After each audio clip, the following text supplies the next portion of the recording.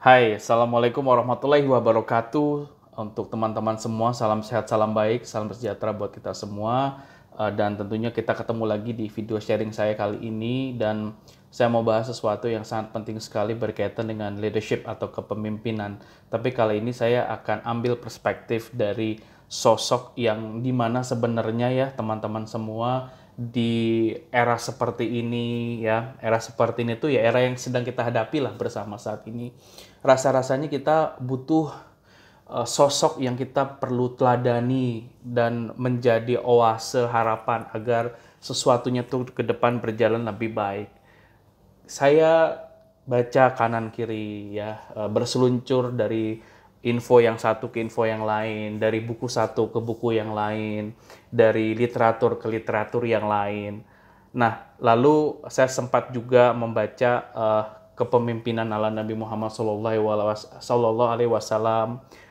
Ternyata nyari sosok keteladanan itu terutama dalam kepemimpinannya nggak jauh-jauh. Ini terutama untuk teman-teman Muslim. Ya, sosok kepemimpinan yang sempurna ada di sosok Nabi Muhammad Sallallahu Alaihi Wasallam. Ya, dan jangan lupa hari ini kalau belum bersolawat agar kita membiasakan diri juga untuk nikmatnya bersolawat ya. Sallallahu ala Muhammad, sallallahu alaihi wasallam, sallallahu ala Muhammad, sallallahu alaihi wasallam. Banyak kita biasakan bersolawat, mereduhkan hati, mendamaikan hati, terutama di situasi seperti sekarang. Teman-teman, Allah Subhanahu wa Ta'ala juga menegaskan kembali bahwa sebaik-baiknya suri tauladan yang baik adalah Nabi besar kita Muhammad SAW.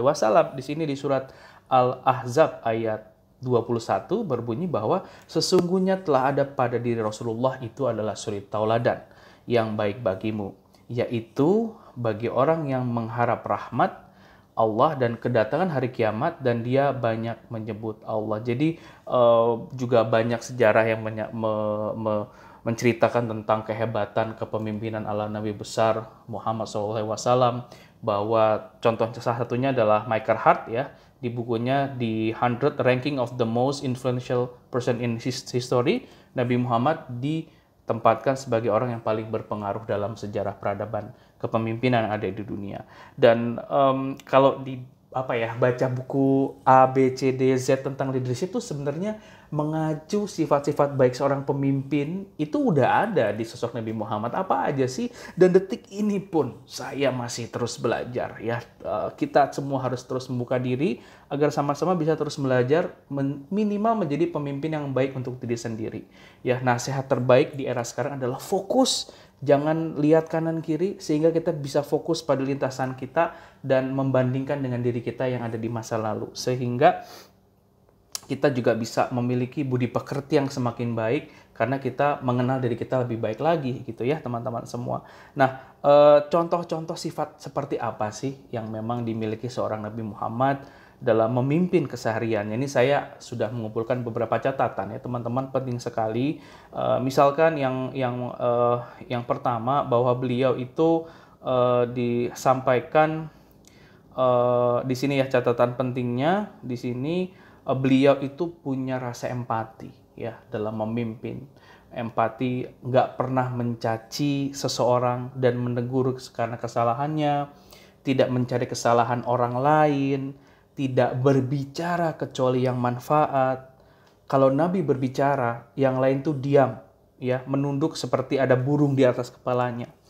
Dan bahkan ketika Nabi ngomong pun tidak pernah dicela, ya, atau dipotong pembicaraannya. Dan ketika Nabi mendengarkan orang lain pun sama, membiarkan orang untuk menyelesaikan pembicaraannya. Ini ada di ilmu komunikasi juga ya, kemampuan untuk mendengarkan. Lalu tertawa bersama mereka yang tertawa, menghargai and appreciate the fun things, the positive things atas apa yang terjadi di lingkungan sehari-hari. Jangan ada orang senang kita sedih gitu ya. Ada orang senang kita belajar juga untuk senang. Itu berempati dalam hal itu ya. Heran bersama orang yang heran, rajin dan sabar menghadapi orang asing yang tidak sopan. Ini kita perlu belajar teman-teman semua, rajin dan sabar menghadapi orang yang tidak sopan katanya ya. Segera memberi apa yang diperlukan orang yang tertimpa kesusahan. Masya Allah, ini ringan tangan di atas Nabi Muhammad SAW, senang dan gemar sekali untuk memberi dan tidak menerima pujian kecuali dari yang pernah dipuji olehnya. Ini dari hadis riwayat Tirmizi ya. Dan selanjutnya, gimana sih sosok pemimpinan Nabi itu? Pemimpin yang mengedepankan kebersamaan, ya kita sebutnya dengan kolaboratif sekarang, togetherness. Lalu kalau misalnya ada masalah, Nabi itu senang sekali untuk mengusulkan ide yang memang menguntungkan kedua belah pihak, win-win solution, ya. Termasuk ketika itu hasil keputusan peletakan Hajar Aswad di mana itu berdasarkan hasil keputusan Nabi Muhammad yang menghadirkan keputusan yang win-win solution. Lalu selanjutnya yang menarik dari Nabi besar Muhammad SAW adalah ketegasan, ya teman-teman. Ketegasan dalam penegakan hukum.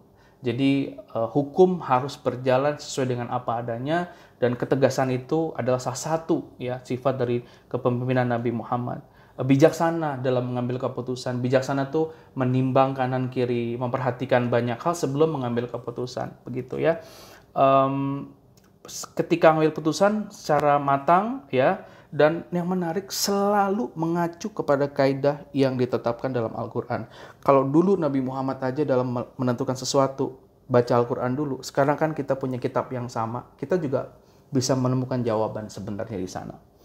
Nah, teman-teman, itu yang menarik dari apa yang memang kita perlu sama-sama mengingatkan diri kita sendiri bahwa